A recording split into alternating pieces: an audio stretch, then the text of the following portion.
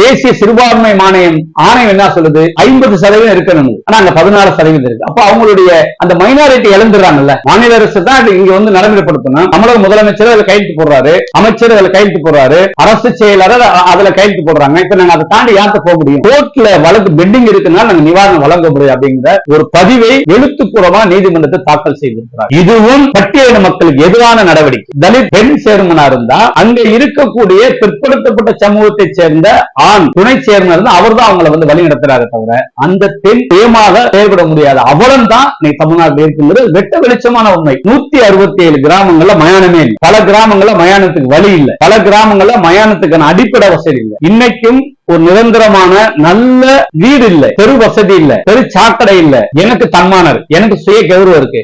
நானா இருக்க விரும்புறேன். நான் அந்த ஜாதி விட்டு வெளியே போறேன். திருச்சபைக்குள்ளே தீண்டாம இருக்கு. சுடுகாட்டுல புதைக்க முடியல. ஒரே கோயில இது பண்ண முடியல. தலித்துகள் இன்னும் பேராயரா வர முடியல. பல தலித்துகள் வந்து இன்னும் சாமியாரா தான் இருக்கிறாங்க. பெரிய பொறுப்புக்கு வர முடியல.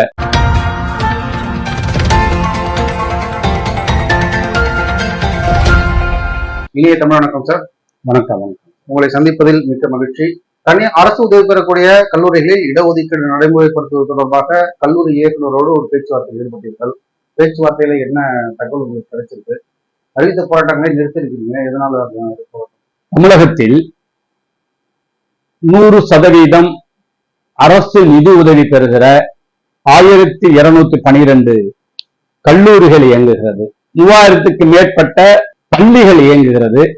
இவைகள் அனைத்தும் சிறுபான்மை சட்ட உரிமையின் கீழ் இயங்கக்கூடிய ஒரு கல்வி நிறுவனமாகும். இந்த நிறுவனங்களுக்கு அரசு முழு நிதி உதவி கொடுத்தாலும் பட்டியல் மற்றும் பழங்குடியின மக்களுடைய இடஒதுக்கீடை முழுமையாக மறுத்து வருகிறார்கள் என்பதுதான் யதார்த்தம். உதாரணத்திற்கு மதுரையில் இருக்கக்கூடிய கருமாத்தூர் அருளானந்த கல்லூரியில் 64 பேராசிரியர் இருக்கிறார்கள். ஆனால் அந்த கல்லூரியில் ஒரு பட்டியலினத்தை சேர்ந்த பேராசிரியர் கூட அங்க பணி நியமனம் செய்யப்படும். அதை போன்றுதான் திருச்சியில் இருக்கக்கூடிய பிஷப் ஹீப்பர் கல்லூரி 160 ஆண்டுகளுக்கு முன்பாக துவங்கப்பட்ட மாபெரும் சிறந்த ஒரு பழமை வாய்ந்த கல்லூரி. அந்த கல்லூரியின் அடிப்படை நோக்கமே திருச்சி திருமண்டலத்தை சார்ந்த திருச்சி, புதுக்கோட்டை, தஞ்சாவூர், நாகப்பட்டினம், கரூர் இந்த பகுதியை சார்ந்த கிராமப்புறங்களை சார்ந்த பட்டியல் மற்றும் ஏழை எளிய மாணவர்கள் படிக்க வேண்டும், அவருடைய கல்விதான் பிரதானமாக வேண்டும் என்கின்ற அடிப்படையில் உருவாக்கப்பட்ட கல்லூரி. ஆனால் இன்றைய சூழலில் அந்த கல்லூரி முழுமையாக மாறி இருக்கிறது.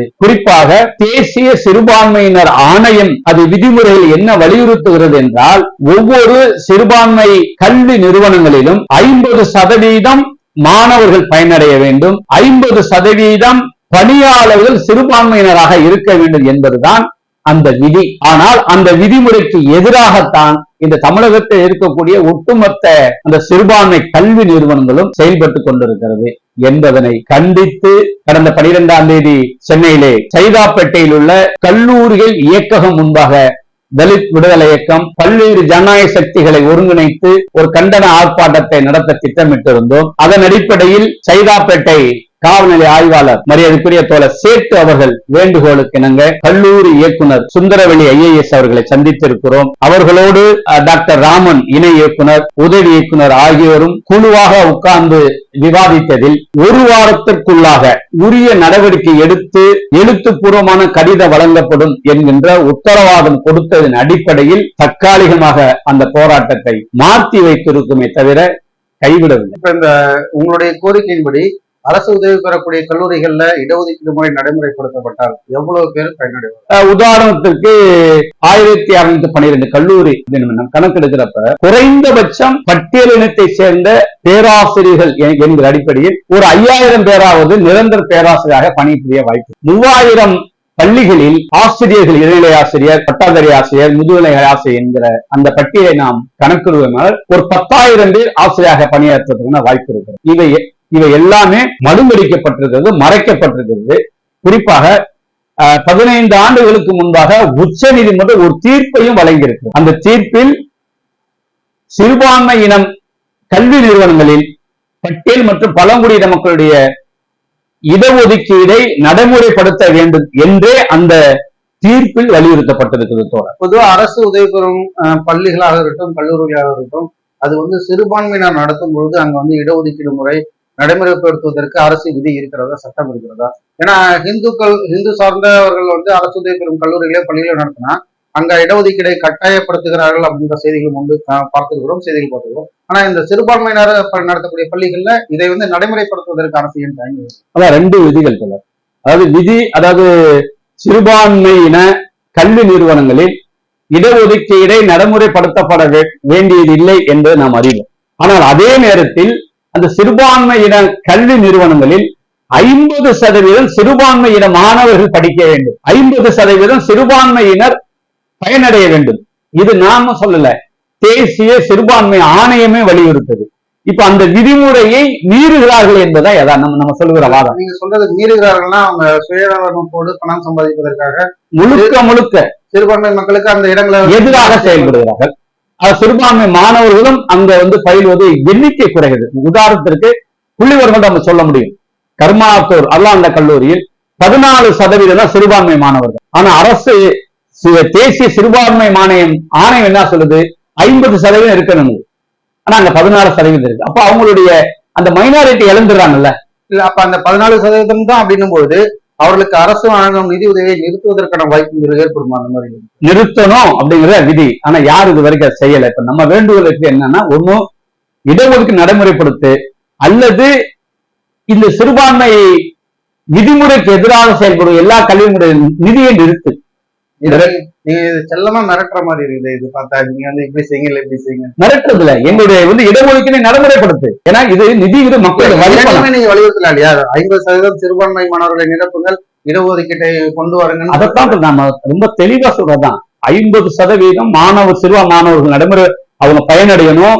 இடஒதுக்கீடாக இருந்தாலும் சரி, எஜுகேஷனாக இருந்தாலும் சரி, அவங்க பயனடையணும். அப்படி தவறும் பட்சத்தில் அந்த நிறுவனம் சிறுபான்மையினுடைய தகுதி இழக்குது.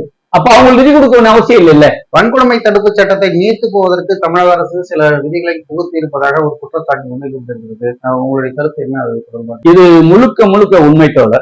சமீபத்துல கடந்த பிப்ரவரி மாதம் தமிழக அரசு ஒரு வழிகாட்டு முறையை SOB அப்படின்னு சொல்லக்கூடிய ஒரு வழிகாட்டு முறையை வெளியிட்டிருக்கிறாங்க. அதாவது 1998 ஆண்டு SC ST வன்கொடுமைகள் தடுப்பு சட்டம் நடைமுறைப்படுத்துற அந்த கையேடு அப்படின்னு ஒரு கையேடு வெளியிட்டிருக்கிறாங்க. அதுல அது தெரிஞ்சு செஞ்சாங்களா தெரியாம செஞ்சாங்களான்னு தெரியல. மரியாதைக்குரிய தமிழக முதலமைச்சர் ஸ்டாலின் அவர்கள் அந்த இதுக்கு வந்து ஒரு முன்னுரை எழுதியிருக்காங்க. டாக்டர் மதிவேந்தன் அந்த துறையினுடைய அமைச்சர், ஆழ்நலத்துறை அமைச்சர் அணிந்துரை எழுதியிருக்கிறாரு. அந்த துறையினுடைய அரசு செயலாளர் லட்சுமி பிரியா IAS அவர்களும் அணிந்துரை எழுதியிருக்கிறாங்க. அதுல என்ன சொல்ல வராங்கன்னா, முழுக்க வன்கொடுமை தடுப்பு சட்டம் இது ஒரு மத்திய அரசால் உருவாக்கப்பட்ட ஒரு சட்டம். அப்ப மத்திய அரசால் உருவாக்கப்பட்ட சட்டத்துல அந்த விதிமுறைகள் படிதான் அந்த சட்ட விதிமுறை செயல்படுத்தப்படணும். அதுதான் விதி, அதுதான் வழக்கம். ஆனால் மாநில அரசு 2-3 விஷயங்களை அதில் தவறாக கையாண்டுகள். ஒன்னு, SC ST வன்கொடுமை தடுப்பு சட்ட வழக்குகளை விதிமுறையின் அடிப்படையில் DSP அந்தஸ்துக்கு குறையாத ஒரு நபர் தான் விசாரிக்கணும். அதுதான் சட்டம். விதிமுறை அதான் சொல்லுது, சட்டம் அதான் சொல்லுது. ஆனா இப்ப அவங்க சொல்லிருக்கக்கூடிய அந்த பதிவை பார்த்தோம்னா, இனிமேல் அந்த விசாரணையை இன்ஸ்பெக்டரை விசாரிக்கலாம் அப்படிங்கிறது முழுக்க சட்ட விதிமுறைக்கு எதிரானது. மத்திய அரசு உருவாக்குன அந்த சட்டத்திற்கு முழுக்க எதிரானது. ஒண்ணு. ரெண்டாவது விஷயம் நீங்க பாத்தீங்கன்னா ரொம்ப முக்கியமான விஷயம். நம்ம உதாரணம் எடுத்துக்கலாம். தூத்துக்குடி நடந்த துப்பாக்கி சூட்டில் இறந்தவருடைய குடும்பத்திற்கு அண்ணா திராவிட முன்னேற்ற கழக ஆட்சியில் அரசு வேலை வழங்கப்பட்டது. ஆனால் அவர்களுக்கு எல்லாமே அவர்கள் தகுதிக்கு ஏற்றாற்போர் இல்லாமல் அடிநிலை ஊழியர்களாக பதிவாகும். திராவிட முன்னேற்ற கழக ஆட்சிக்கு வந்த பின்பாக மரியாதைக்குரிய முதல்வர் MK ஸ்டாலின் அவர்களை அழைத்து மீண்டுமாக அவர்கள் தகுதிக்கு ஏற்ற பணி நியமனம் வழங்கப்பட்டது என்பதுதான் யதார்த்தம். இது நம்ம எல்லோரும் அறிவும், நாமும் அதை பாராட்டுகிறோம். ஆனால் அதே நேரத்தில் பட்டியலின மக்கள் படுகொலை செய்யப்படுகின்ற பொழுது அந்த குடும்பத்தை சார்ந்தவர்களுக்கு அரசு வேலை வழங்க வேண்டும் என்பதுதான் சட்ட விதிமுறையில் இருக்கக்கூடிய ஒரு வழிகாட்டுதல். அந்த வழிகாட்டுதல் அடிப்படையில் இதுவரை மாநில அரசு பட்டியலினத்தை சேர்ந்த படித்த உயர் படிப்பு படித்த ஒரு மாணவருக்கு கூட அவர் தகுதிக்கேற்ற வேலை வழங்கப்படவில்லை. மாறாக OA, சமையல்காரர், அலுவலக உதவியாளர், அதிகபட்சமாக கிளர்க், இந்த பணிகள் தான் வழங்கப்பட்டது. இப்ப கொண்டு வந்திருக்கூடிய இந்த திருத்தம், பிப்ரவரியில் உருவாக்கப்பட்ட அந்த திருத்தத்தில் C&D அந்த பொறுப்பு மட்டுமே இனிமேல் வழங்கப்படும் என்பது இது முழுக்க வன்கொடுமை தடுப்பு சட்டத்துக்கு எதிரான செயலாகத்தான் நாங்க பார்க்கிறோம். ஆகவேதான் தமிழக அரசை வன்மையாக கண்டிக்கிறோம். பட்டியலின மக்களுக்கு எதிரான நடவடிக்கை, வன்கொடுமை தடுப்பு சட்டத்தை நீர்த்து போக செய்கின்ற அல்லது மழுங்கடிக்கின்ற அல்லது டைலூட் பண்ற நடவடிக்கையில் மாநில அரசு செயல்பட்டது. இது வேதனைக்குரியது, வருத்தப்படக்கூடியது. இந்த விஷயத்தை மத்திய அரசினுடைய உள்துறை பிரிவுக்கும் சமூக நீதி மற்றும் மறுவாழ்வு துறையையும் அணுகி முறையான நீதியை பெற தலித் விடுதலை இயக்கம் உரிய நடவடிக்கை எடுக்கும். இது தொடர்பா நீங்க மத்திய அரசிற்கு ஒரு புகாரை அளித்தீர்களானால் அமைச்சர் மீது நடவடிக்கை எடுக்கப்பட வாய்ப்பு இருக்கிறது. துறை செயலாளர் அவர்கள் மீது கூட அவங்க பணி நீக்கம் செய்வதற்கு வாய்ப்புகள் இருக்கிறது. இப்ப அது எப்படி நீங்க அதை சொன்ன? இல்ல, வேற வழி இல்லையே. நான் பாதிக்கப்படுறேன், எனக்கு இருக்கக்கூடிய என் உரிமையை பறிக்கிறாங்க. அப்ப நான் யார்கிட்ட கேட்கறது? மாநில அரசு தான் இங்க வந்து நடைமுறைப்படுத்தணும். தமிழக முதலமைச்சர் அதுல கையெழுத்து போடுறாரு, அமைச்சர் அதுல கையெழுத்து போடுறாரு, அரசு செயலாளர் அதுல கையெழுத்து போடுறாங்க. இப்ப நாங்க அதை தாண்டி யார்கிட்ட போக முடியும்? அப்ப நாங்க அடுத்த கட்டமா ஒன்றிய அரசு தான் நாட வேண்டியது, மத்திய அரசு நாட வேண்டியது ஒண்ணு. இன்னொன்னு குறிப்பான விஷயம் நீங்க பாத்தீங்கன்னா 2017 வந்து மதுரை உயர்நீதிமன்றத்தில் தண்டபாணிங்கிற ஒருத்தர் வழக்கு போடுறாரு. அது படுகொலை செய்யப்பட்ட வழக்குகளில் இன்னும் முறையாக நிவாரணம் அரசு வழங்கல, இழப்பீடு தொகை வழங்கணும் அப்படிங்கிற ஒரு வழக்கை பதிவு பண்றாரு. அந்த வழக்குக்கு இப்ப இருக்கக்கூடிய ஆதி திராவிட நலத்துறையுடைய இயக்குனர் மரியாதைக்குரிய ஆனந்தன் IAS அவர்கள் ஒரு அபிடோவ் மனு தாக்கல் செய்யறாரு. அந்த மனுல தோழர் வேடிக்கையான விஷயம் என்ன விஷயம்னா, அவங்க சொல்ற விஷயம், இந்த வழக்குகள் எல்லாம் நிலுவையில் இருக்கிறது, ஆகையினால் கோர்ட்ல வழக்கு பெண்டிங் இருக்குனால நாங்க நிவாரணம் வழங்க முடியும் அப்படிங்கிற ஒரு பதிவை எழுத்துப்பூர்வமா நீதிமன்றத்தை தாக்கல் செய்திருக்கிறார். இதுவும் பட்டியலின மக்களுக்கு எதிரான நடவடிக்கை. சட்டம் என்ன சொல்லுது? படுகொலை செய்யப்பட்டா FIR போட்டனே ஒரு அமௌண்ட், மருத்துவ பரிசோதனை வந்து முழு அமௌண்ட் கொடுத்துரும். 2 அமௌண்டும் மருத்துவ பரிசோதனை முடிந்தவுடன் கொடுக்க வேண்டும். அதிகபட்சம் 7 நாள், கூடுதலாக 30 நாள் தான் கணக்கு சொல்லுது. ஆனால் ஆண்டு கணக்காக இழுத்தெடுக்கப்படுகிறது. இதற்கு ஒரு சொல்லுகின்ற உதாரணம் வழக்கு நிலுவையில் இருக்கிறது என்பது. இதெல்லாம் முழுக்க முழுக்க திட்டமிட்டு பட்டியலின மக்களுக்கு எதிரான நடவடிக்கையாகத்தான் தலித் விடுதலை வன்கொடுமையால் படுகொலை செய்யப்பட்ட குடும்பத்தை சார்ந்தவர்களுக்கு அரசு பதவி வழங்கணும் இருக்கும்போது இதுவரை எத்தனை பேர் அந்த மாதிரி பாதிக்கப்பட்டிருப்பாங்க தமிழகத்தில் கணக்கு? அது இதுவரை ஒரு 671 குடும்பங்களுக்கு வந்து பென்ஷன், குடும்ப ஃபேமிலி பென்ஷன் வழங்கப்படுது. அவர்களில் பெரும்பான்மையானவர்களுக்கு வேலை வழங்கப்பட்டிருக்கிறது. கிருஷ்ணகிரி போன்ற மாவட்டங்களில், தர்மபுரி, கிருஷ்ணகிரி போன்ற மாவட்டங்களில் மொழி அடிப்படையில் காரணம் காட்டி அவர்கள் ஆந்திராவை பாடராக கொண்டதனால் கொஞ்சம் தெலுங்கு பேசுகிறார்கள். ஆகையினால் அவர்களுக்கு இன்னும் முழுமையாக கடந்த 6-7 ஆண்டுகளாக வேலை வழங்காமல் மறுக்கப்பட்டுள்ளது. சமூகம் வளர வேண்டும் அப்படின்றதுக்காக தான் இடஒதுக்கீடு கொடுக்குறாங்க. பழங்குடியினர், இந்த டிரைபிள்ஸ் எல்லாம் வந்து இப்ப அவங்க வந்து சமவெளி பகுதியில் வாழ்றாங்க, அதனால நாங்க சான்றிதழ் தர மாட்டோம் அப்படின்னு அரசு ஊழியர்கள் சொல்வதை வந்து நீங்க எப்படி பாக்குறீங்க? இது முழுக்க முழுக்க திட்டமிட்ட அயோக்கியத்தனமான ஒரு சமூகம் மாற்றம் என்பது இருந்த நிலையிலே இருக்க வேண்டும் என்பது அது RSS உடைய புத்தி. அது கோல்வார்கர் போன்றவருடைய செயல் திட்டமாகத்தான் நான் பார்க்கிறேன். அதை அடிப்படையாக கொண்டுதான் இன்று இருக்கக்கூடிய பல அரசு ஊழியர்கள் அந்த RSS சிந்தனையும் சாதிய மனநோக்கோடு இருப்பதனாலதான், அது பழங்குடியினராக இருந்தாலும் சரி, பட்டியலினத்த சமூகத்தை சார்ந்த இருந்தாலும் சரி, இவர்கள் அந்த நிலையிலே இருக்க வேண்டும். அப்படி இருந்தால்தான் அவர் சார்ந்து வழங்கப்படும் என்பது முழுக்க முழுக்க திட்டமிட்ட மோசடி தான். தமிழ்நாட்டு அரசு ஊழியர்கள் மத்தியில் ஜாதி வேறுபாடு காணப்படுகிறதா? கண்டிப்பாக இருக்கு. அது எந்த மறுப்பு இருக்க முடியும், இல்லைன்னா யாரும் மறுக்கவும் முடியாது, மறைக்கவும் முடியாது. நிறைய ஊராட்சிகள்ல பாத்தீங்கன்னா தலித் சமுதாயத்தை சார்ந்த தலைவர்களாக தேர்ந்தெடுக்க, ஊராட்சி மன்ற தலைவர்களாக தேர்ந்தெடுக்கப்பட்டிருந்தாலும் அவர்களுக்கு வந்து அந்த இருக்கையில் அமர்வதற்கு வாய்ப்பு உட்கார விட மாட்டாங்க, தேசிய கொடியை ஏற்றுவதற்கு அனுமதி மறுக்கிறார்கள் அப்படின்ற ஒரு குற்றச்சாட்டு ரொம்ப பயங்கரமா முன்வைச்சாங்க. திரும்பி அது அப்படியே அமைதியாயிடுச்சு. இந்த பிரச்சனை தொடர்பாக என்ன மாதிரியான நடவடிக்கைகள் எடுக்கப்பட்டிருக்கு? தோழர், மதுரையில ஏற்கனவே உங்களுக்கு தெரிஞ்சது, பழைய அந்த கொட்டாங்கச்சி நேந்தல் அது மாதிரி ஊர்கள் எல்லாம் வந்து தேர்தலே நடத்தாம மேலவளவுல தேர்தல் நடத்தப்பட்டு படுகொலை, பல மாவட்டங்கள்ல பல கிராமங்கள்ல தேர்தல் நடத்தப்பட்டும் அந்த பஞ்சாயத்து தலைவர் கள்ளக்குறிச்சியோட சமீபத்தில் ஒரு அம்மா வீட்டை இழுத்து கூட்டினாங்க, வெளியே தான் உட்கார்ந்துங்க, பஞ்சாயத்துல ஆபீஸ்ல உட்கார முடியாது. பல கிராமங்கள்ல அப்படி இருக்கு. ஆனால் திராவிட மாடல் சமூக நீதி அரசுன்னு பேசக்கூடிய திமுக அரசு இதை குறித்து எந்த கவனமும் செலுத்தல அப்படிங்கறதா. இவங்க மாத்திரம் இல்ல, ஊராட்சி ஒன்றிய தலைவராக இருக்கக்கூடிய பல சேர்மன், சேர்ந்து உட்கார முடியாத நிலைமை இருக்கு. அவங்களால இண்டிபெண்டா செயல்பட முடியல. தலித் பெண் சேர்மனா இருந்தா அங்க இருக்கக்கூடிய பிற்படுத்தப்பட்ட சமூகத்தை சேர்ந்த ஆண் துணை சேர்மன் அவர் தான் அவங்களை வந்து வழி நடத்துறாரு தவிர அந்த பெண் சுயமாக செயல்பட முடியாது. அவளும் தான் தமிழ்நாட்டில் இருக்குங்கிறது வெட்ட வெளிச்சமான உண்மை. இதுக்கு முழுக்க முழுக்க திராவிட அரசு சமூக நீதி பேசக்கூடிய ஸ்டாலின் அவர்கள் தான் பொறுப்பேற்க. பிற்படுத்தப்பட்ட ஒடுக்கப்பட்ட மக்களுக்காக மத்திய அரசு வழங்கக்கூடிய அந்த சிறப்பு குறு நிதியை திரும்பி தமிழக அரசு அனுப்பி இருப்பதை எப்படி பாக்குறீங்க? ஏற்கனவே வந்து இங்க நிறைய வேலையை செய்ய வேண்டியது இருக்கிறது. பாதைகள் அமைப்பது, சுடுகாடுகள் அமைப்பது, பள்ளி கல்லூரிகள் கட்டுவது, இது தொடர்பாக எவ்வளவு செலவுகள் இருக்கிறது அந்த ஒடுக்கப்பட்ட மக்களுக்கு செய்வதற்காக. இருக்கும்போது அதை வாங்கி செய்வதில் அரசுக்கு என்ன தயக்கம் இருக்கணும்? ஏன் திருப்பி அனுப்புறாங்க? அதை திரும்ப உங்களுக்கு வலியுறுத்துறது தான். அரசு IAS அது கீழே இருக்கக்கூடிய அதிகாரி எல்லாம் 1ஆம் தேதி ஆனா தன்னுடைய பாக்கெட்டுக்கு சம்பளம் வரும், அதுல எந்த மாற்றம். ஆனால் தான் எந்த மக்களுடைய வரி பணத்தை நாம் சம்பளமா வாங்குறோமோ அந்த மக்களுக்கு தான் செய்ய வேண்டிய கடமையை செய்யுங்கிற எண்ணம் யாருக்குமே இல்லை. அது மாநில அரசு, நீங்க சொல்ற மத்திய அரசு ஒதுக்குன அந்த சிறப்பு உட்கூறு திட்ட நிதி 5318 கோடியை திரும்பி அனுப்பிச்சிருக்காங்க. அதே மாதிரி மாநில அரசு ஒதுக்கக்கூடிய 918 கோடியும் திரும்ப மாநில அரசுடைய கஜானாவுக்கு போய். ஆனா பல கிராமங்கள்ல உங்களுக்கு தெரியும், இந்த திருவண்ணாமலை மாவட்டத்திலேயே கள்ளக்குறிச்சி மாவட்டத்தில் நாங்க ஒரு 6 மாவட்டத்தை 6 மாவட்டங்கள்ல 167 கிராமங்கள்ல மயானமே இல்லை. பல கிராமங்கள்ல மயானத்துக்கு வழி இல்லை. பல கிராமங்கள்ல மயானத்துக்கான அடிப்படை வசதி இல்லை. இன்னைக்கும் ஒரு நிரந்தரமான நல்ல வீடு இல்ல, தெரு வசதி இல்ல, தெரு சாக்கடை இல்ல, தெரு லைட் இல்ல. இவ்வளவு பிரச்சனை இருக்கக்கூடிய இந்த மக்களுக்கு ஒதுக்கப்பட்ட நிதியை திட்டமிட்டு திருப்பி அனுப்புவது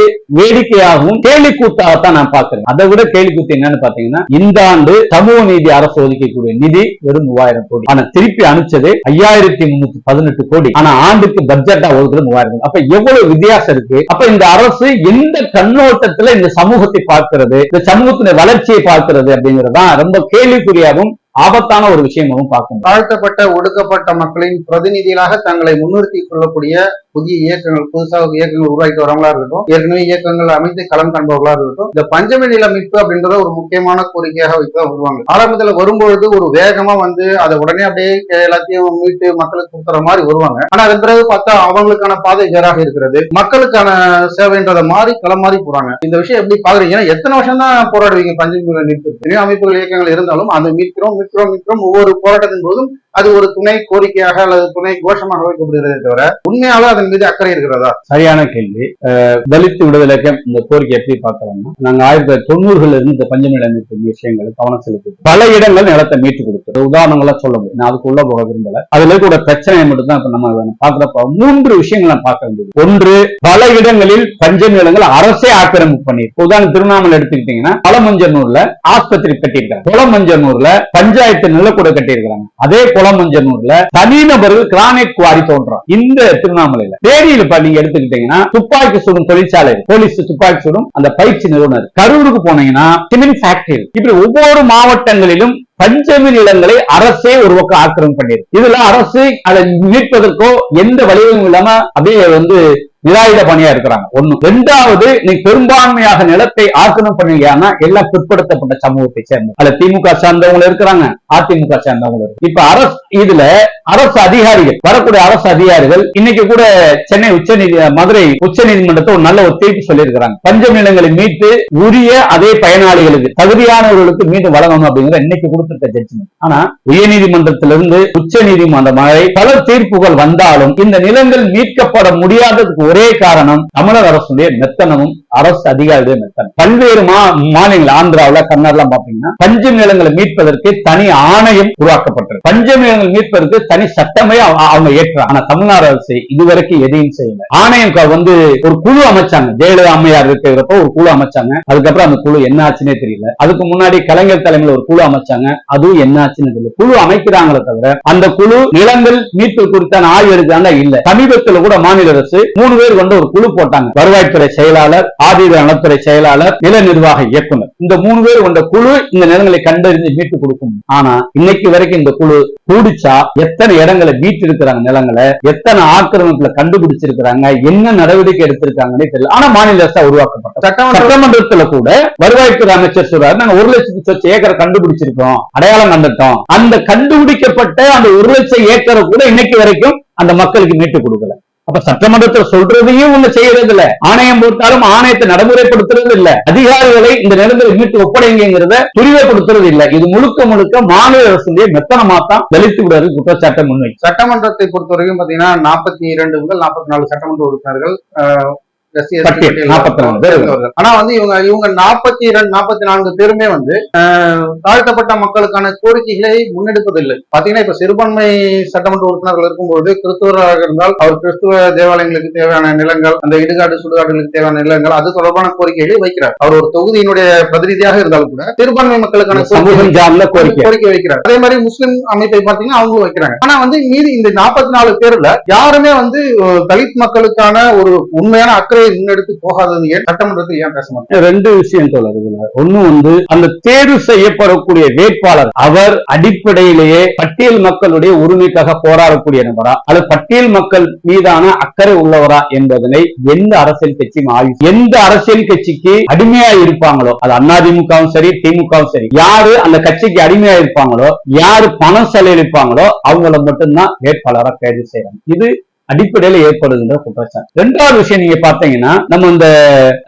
சட்டமன்ற உறுப்பினர் நீங்க கோரிக்கை விஷயங்களா நீங்க பேசுறப்ப கூட ரெண்டு விஷயம் நம்ம கவனித்தது. ஒண்ணு திராவிட முன்னேற்ற கழக அரசு பொறுப்பேற்ற முதல் சட்டமன்ற கூட்டத்திலே 110 விதிகளை ஒரு அறிவிப்பை சொல்றாங்க. என்ன சொல்றாங்கன்னா, ஒவ்வொரு மாவட்டத்திலும் 25 லட்சம் ரூபாய் மதிப்பிலான திருமண மண்டபம் கட்டப்படும் அப்படிங்கிறது தான், ஆண்டுக்கு 20 திருமணம் கட்டப்படும் அப்படிங்கிறது தான் அந்த 110 விதின்னு சொல்லப்பட்ட ஒரு தீர்மானம். ஆனா 4 ஆண்டு நிறைவடைஞ்சு 5ஆம் ஆண்டு தலித்து விடுதலைக்கும் அதனை குறித்து ஒரு ஆய்வை மேற்கொண்டு ஆதி திராவிட நலத்துறை இயக்குநருக்கு ஒரு தகவல் உரிமை சட்டத்தில் கேள்வி கேட்கிறப்ப நாங்க கேட்ட கேள்வி, 4 ஆண்டு நிறைவடைஞ்சு எந்தெந்த மாவட்டத்துல எத்தனை திருமணம் கட்டி கொடுத்திருக்கீங்கன்னு கேள்வி கேட்டது. அவங்க சொன்ன பதில் தோழர் வேடிக்கையாகவும் அதிர்ச்சியாகவும் இருக்கு தோழர்.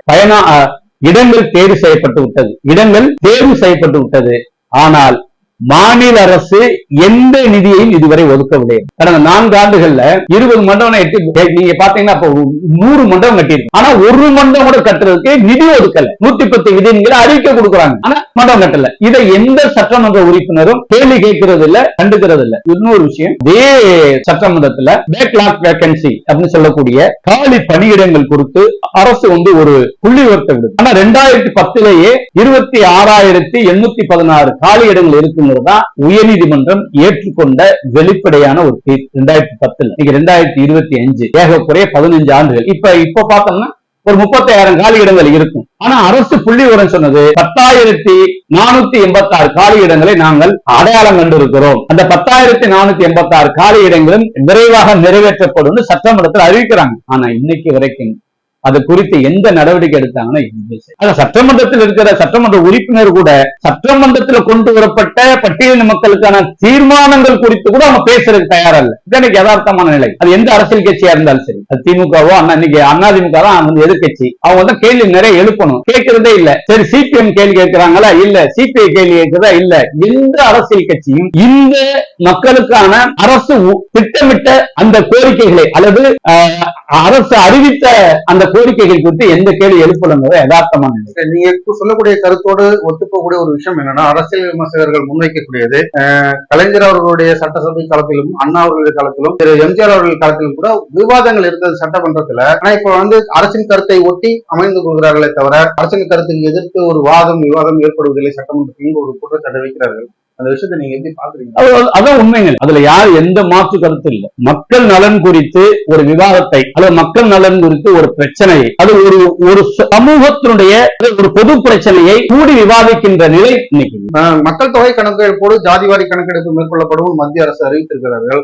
இதை நீங்கள் வரவேற்கிறீர்களா? ஏன்னா பலருடைய கோரிக்கை அது, பல இயக்கங்கள் பல அமைப்புகளுடைய கோரிக்கை. மாநில அரசு அதுக்கு ஜாதிவாரி கணக்கெடுப்பு எடுக்கலாம் அப்படின்னு உச்சநீதிமன்றம் அனுமதித்து இருந்தாலும் கூட மாநில அரசு இதுவரை அது தொடர்பான எந்த விதமான நடவடிக்கையும் அமைதியா கடந்து போறாங்களே தவிர இன்னைக்கு மத்திய அரசை அறிவித்திருப்பதை நான் வரவேற்கிறேன், எப்ப ஆரம்பிப்பீங்க அப்படின்ற மாதிரி முதலமைச்சர் ரொம்ப ஆர்வமா கேட்கிறாரு. எப்படி பாக்குறீங்க? நல்ல விஷயம் தான் மக்கள் தொகை கணக்கெடுப்பு, வரவேற்கிற விஷயம்.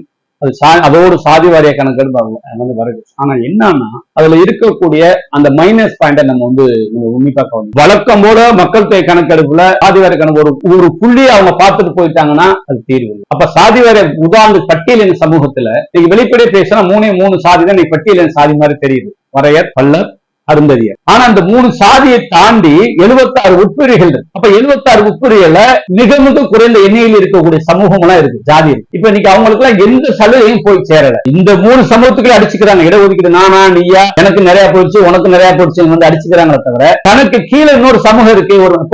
உதாரணத்துக்கு குதிரைவண்ணார் ஒரு சமூகம், பட்டியலின சமூகத்துக்காக சலவை தொழிலை செய்யக்கூடிய ஒரு சமூகம் குதிரைவண்ணார் சமூகம். அந்த குதிரைவண்ணார் சமூகத்தை மேலிருத்தணும் அப்படிங்கிற எண்ணம் இந்த பட்டியலினத்துக்கு இல்ல. அப்ப இந்த சாதி வாரிய கணக்கெடுப்புல ரொம்பவும் அவசியமாக ஒவ்வொரு சாதி ரீதியான அவருடைய பிரச்சனைகளை, அவருடைய கோரிக்கைகளை அந்த சரியான புள்ளி விவரங்களை அரசு கண்டறிஞ்சா மட்டும்தான் இந்த சாதி வாரிய கணக்கெடுப்பு முழுமையாக வெற்றி அடையும். அப்படி எடுக்கிற பட்சத்துலதான் அடித்தளத்தில் இருக்கக்கூடிய இடஒதுக்கீடையோ அல்லது அரசு வேலை இதுவரையும் பார்க்காத சமூகம் எல்லாம் அதுல மேல வருவதற்கான வாய்ப்பு இருக்கிறது என்பதுதான் அந்த கண்ணோட்டத்தில் இது அமைஞ்சா சிறப்பானதா இருக்குங்கிறதான் என்னுடைய கருத்து. இந்த இடஒதுக்கீடு பிரச்சனையில பாத்தீங்கன்னா அந்த 18 இருந்து 3% குறித்து அருந்ததியர் மக்களுக்கு கொடுத்தாங்க உள்ஒதுக்கீடாக. நீங்க அவங்களுடைய கோரிக்கை என்னவா இருக்குன்னா எங்களுக்கு 6% கொடுங்க அப்படின்ற மாதிரி கோரிக்கை முன்வைக்கிறாங்க. இன்னொரு பக்கம் இந்த பக்கம் பாத்தீங்கன்னா இல்ல அந்த உள்ஒதுக்கீட்டை ரத்து செய்யுங்க, அவங்க அதுலயும் போட்டிடுறாங்க 15% போட்டிடுறாங்க அப்படின்ற மாதிரியான எதிர்த்தரப்பு குற்றச்சாட்டுகள் வைக்கிறாங்க. இந்த விஷயத்தை நீங்க எப்படி பாக்குறீங்க? இல்ல, தலித் விடுதலை இயக்கம் ஆரம்பத்திலிருந்து 3 உள்ளொதுக்கீடு ஆதரிச்சு,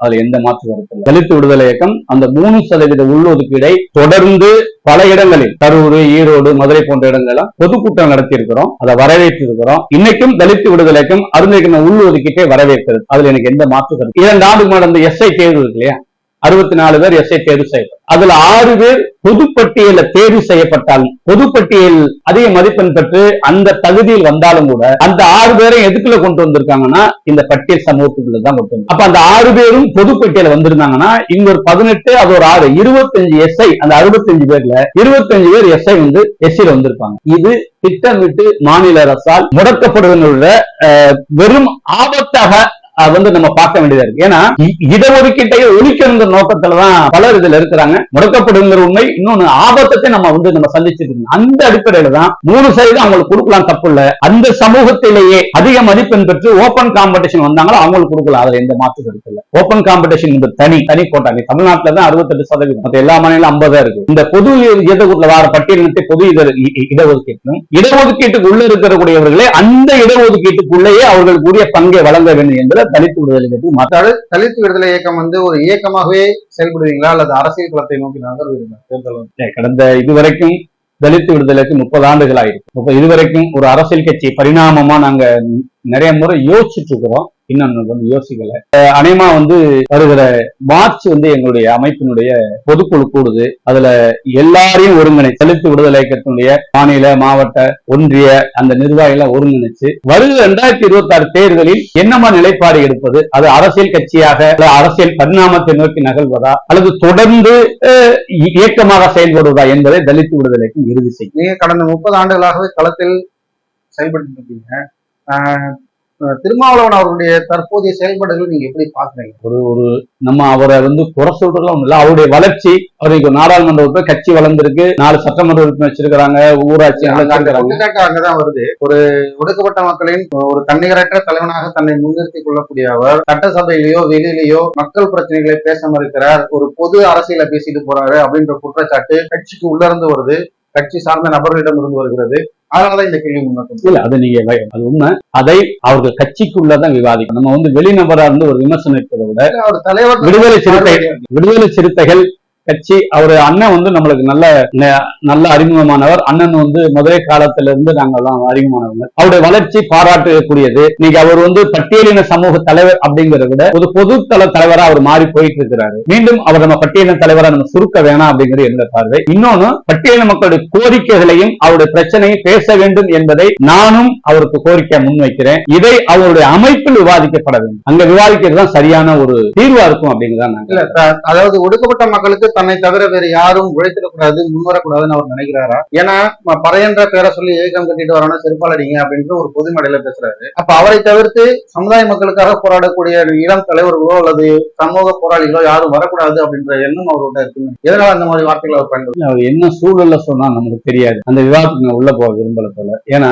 இப்ப நீ தப்பா நினைச்ச கூடாது. இன்னைக்கு நிறைய பறையர் அமைப்புகள், பறையர் இந்த அடையாளத்தோடு இயங்கக்கூடிய பல அமைப்புகள் RSS உடைய சிந்தனை உள்வாங்கிட்டு வர வெளிப்படையா பிஜேபி, நாங்க ஏன் பிஜேபி போக கூடாது, RSS சப்போர்ட் பண்ணக்கூடாதுங்கிற நிலைக்கு அவங்க தள்ளப்படுறாங்க. அது அவங்க தள்ளப்பட்டாங்களா அல்ல விளைவேசப்பட்டாங்களா நம்மளுக்கு தெரியாது. ஆனால் இந்த போங்கு ஒரு ஆபத்தான பட்டியலின மக்கள் தலைவர்கள் ஒரு பொது தளத்துல பட்டியலின மக்கள் தலைவராகவே இருக்க வேண்டுமே தவிர, நீங்க சொல்ற மாதிரி பறையர் தலைவர், இவர் அரும்பு தலைவர், இவர் பல்லர் தலைவர்னா சாதியத்தை அப்பாற்பட்டதான் தலித் விடுதலை.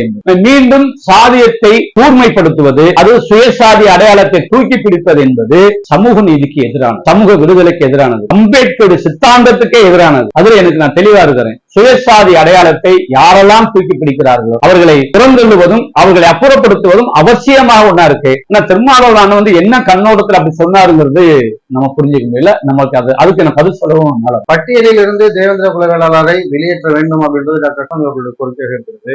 எல்லாரும் வந்து எங்களை பட்டியலில் சேருங்கன்னு பல ஜாதி அமைப்புகள் தங்களை கூறும் பொழுது இவர்கள் வந்து நாங்க வெளியேற விரும்புறோம் அப்படின்னு சொல்ற ஒரு விஷயத்தை நீங்க எப்படி பாக்குறீங்க? டாக்டர் கிருஷ்ணசாமியை பொறுத்தளவுக்கு பட்டியலத்தை வெளியேறி சொல்றாங்க தவிர அவர் வெளியேறி போய் எனக்கு இந்த எஸ்சி பட்டியல் அரசு தானே செய்யணும். பட்டியலில் இருந்து வெளியேற்றப்பட்டார். ஏன்னா அதுலயே வந்து தேவேந்திர குல ரெண்டு விஷயம் பட்டியலில் இருக்கணும்னு விரும்பக்கூடிய ரெண்டு முரண்பாடு இருக்கு. இப்ப நான் இருக்கிறேன், நான் வந்து ஒரு சாதி அடையாளத்தோட இருக்கிறேன், இந்து சாதி அடையாளத்தோட இருக்கு. எனக்கு இந்து சாதி அடையாளம் வேணும்னு நான் சொன்னா ஏன் அரசாங்கம் நீ கேள்வி கேட்குமா? கேட்க போறது இல்ல. இப்ப நான் அந்த சாதி அடையாளத்தை விட்டு வெளியே வரது நான் மூலம் தயாராகும். இப்படி பேசுற கிருஷ்ணன் ஏன் தென்காசியில எம்பி இருந்தாரு? அங்க நின்றுக்க கூடாதுல்ல.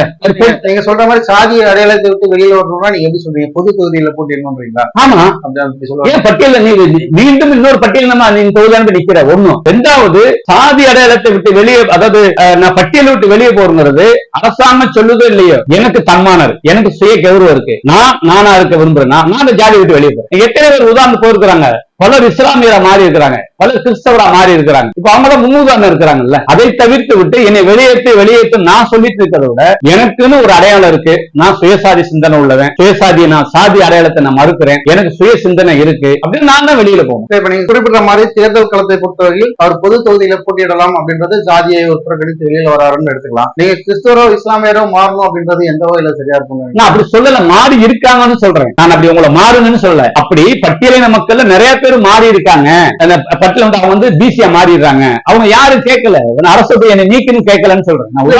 தலித் கிறிஸ்தவர்கள் மத்தியில வந்து எங்களை எஸ்டி பட்டியல சேர்க்கணுன்ற ஒரு கோரிக்கை வலுவாதானே இருக்கு. ஆமா, இல்லைன்னு அவங்க வந்து எங்களுக்கு பட்டியல இருந்து வெளியேறணும்னு நினைக்கிறவங்க இப்ப தலித் கிறிஸ்தவர்களா மாறும்போது பிசி கேட்டகரியில வந்துடுறாங்க.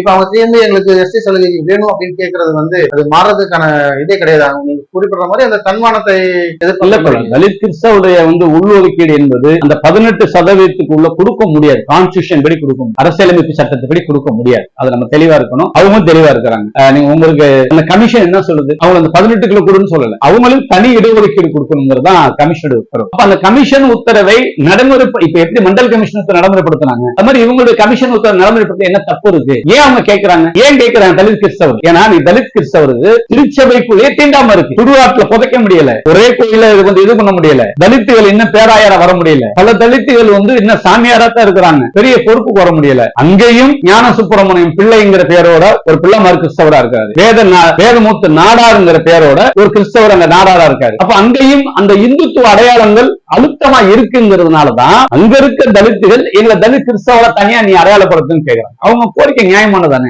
இல்லைன்னு சொல்ல முடியாது. அவங்களுக்கு தனி இடஒதுக்கீடு கொடுக்க தப்புல. எப்படி வன்னியர்களுக்கு 10% கொடுக்குறியோ, இஸ்லாமியருக்கு 3.5 கொடுக்குறோம், அந்த தலித் கிறிஸ்தவர்களுக்கு இடஒதுக்கீடு கொடுக்குது, தப்பு இல்ல. அது நிச்சயமா வரவேற்க கூடாது. மிக்க நன்றி சார். இந்த நேர்காணலுக்கு நேரம் ஒதுக்கி பல்வேறு முக்கியமான விஷயங்களை வெளிப்படுத்தி இருக்கிறீர்கள். உங்களின் களம் வெற்றி பெறுவதற்கும் உங்களின் நோக்கம் வெற்றி பெறுவதற்கும் வாழ்த்துகிறோம். நன்றி சார். நன்றி சார்.